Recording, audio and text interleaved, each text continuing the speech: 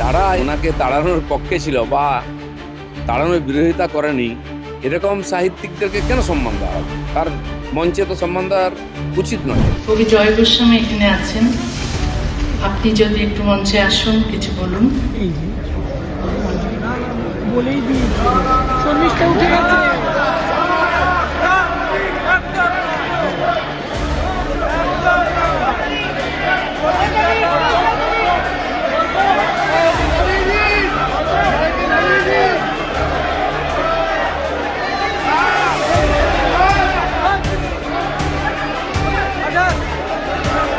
দেখুন, তসলিমা নাসরিন একজন বিশ্ববিখ্যাত বাংলার সাহিত্যিক।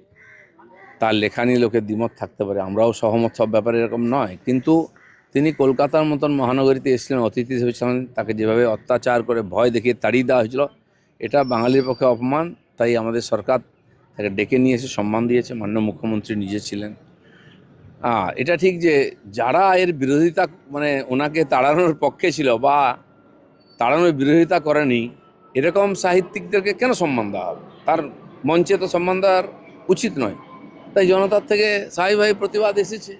কারণ এই যে সেকুলারিজমের নামে যারা বড় কথা বলতো বাঙালির নামে, তারা এই বাঙালি তসলিমা কি বাঙালি নন? তার পক্ষে কেন দাঁড়ায়নি? আর এই কবি সাহিত্যিকরা তখনও মনও ছিল। স্বাভাবিক আছে, মানুষের রোষ তো আছে, মানুষ সব দেখছে, তার প্রতিবাদ হয়েছে। চলো। বরকতি সাহেব তিনি গতকাল বলেছেন যে নবীকে অপমান করেছিল এই তসলিমা নাসরিন। সেকালে বিমান বসুকে বলেছিলাম, কিন্তু আমি যদি আজ যেতাম, শরীর ভালো থাকতো, তাহলে আমি যেতাম এবং আমাকে কেউ আটকাতো, আমি যদি চলে যেতাম তাহলে কি হতো? তাহলে বরকতি সাহেবের এই মন্তব্য সম্পর্কে আজকে কি বলবেন? বরকতির কথা ভুলে যান।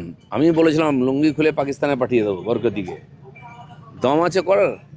যা করে নিয়েছেন। আপনাদের এই ধরনের অসভ্যতার জন্য পশ্চিমবাংলা অনেক বদনাম হয়েছে, এবং যে রাজনৈতিক নেতারা বা সরকার এদের এই মৌলবাদী চিন্তাভাবনাকে প্রশ্রয় দিয়েছিল তাদেরকে লোকে বিদায় দিয়েছে।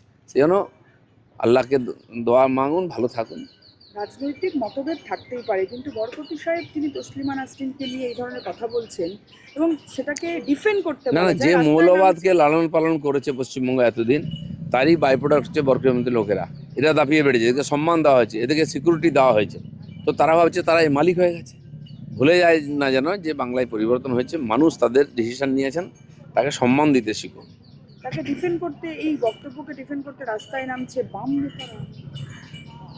বাম তারা নেতারা কাকে ডিফেন্ড করেছেন? বরকতিকে। বরকতি সাহেবকে এর আগে বরকতি যখন উল্টোপাল্টা স্টেটমেন্ট দিত, বাম নেতারা কখন তার বিরোধিতা করেছেন? তখন তার সহযোগিতা নেন, তার আশীর্বাদ নিতেন।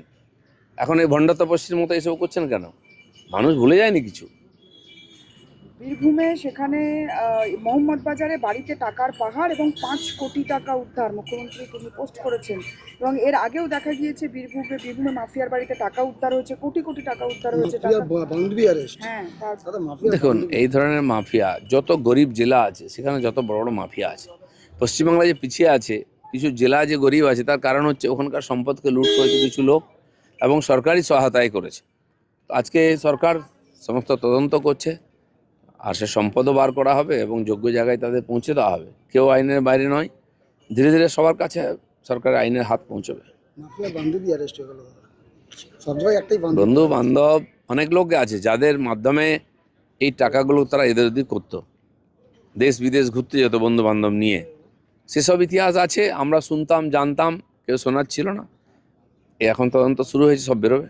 কালকে মাননীয় প্রধানমন্ত্রী সোশ্যাল মিডিয়াতে বলেছে বাচ্চারা ভুল করতে পারে, সেটা নিয়ে অ্যাপোলজিস দিয়েছে। না, দেখুন, আমার মাকে আর আমাকে নিয়ে এটা যে ঠিকই, অভদ্র উনি কথা তো বলেছে। মাননীয় প্রধানমন্ত্রী আমাদের সবার অভিভাবক। বাড়িতে বাচ্চারা ভুল করলেও আমরা মাফ করি। অলরেডি সুপ্রিম কোর্টও বলেছে 18 বছরের নিচে যারা আছে তাদের সাজা না দিতে। প্রধানমন্ত্রীকে অপমান করেছে, তার মা নিয়ে যারা কথা বলেছে, এই অর্বাচিন্ডা, যাদের পরিবারের সংস্কার বা যে সংগঠনের সঙ্গে যুক্ত তারা, তার সংস্কার সারা ভারত দেখেছে, ভারতবর্ষের মানুষ দুঃখী হয়েছে। এটা আমাদের সংস্কার নয়, পরম্পরা নয়। প্রধানমন্ত্রী তার পরিবারকে নিয়ে এই ধরনের বাচ্চারা কথা বলছে, কে তাদের শেখাচ্ছে, আস্কারা দিয়েছে? তারাও বুঝতে পেরেছে সারা সমাজ ছিচি করছে। তো প্রধানমন্ত্রী অভিভাবক হিসাবে স্বাভাবিকভাবে তাদেরকে ক্ষমা করে দিয়েছেন। দিকে দিকে তোলাবাজি অভিযোগ আসছে, কোথাও আপনাদের বিধায়কের বিরুদ্ধেই অভিযোগ উঠছে স্বয়ং। সেখানে দেখুন, তোলাবাজি তলাবাজি সংস্কৃতি এত সহজে উঠে যাবেন ভাবার কোনো কারণ নেই। পুলিশকেও বলা হয়েছে এরকম কমপ্লেন এলে তাদেরকে অ্যারেস্ট করা, ব্যবস্থা নেওয়া। এবং সেই তোলাবাজরাই আমাদের অনেক লোকের সঙ্গে চিপকে গেছে।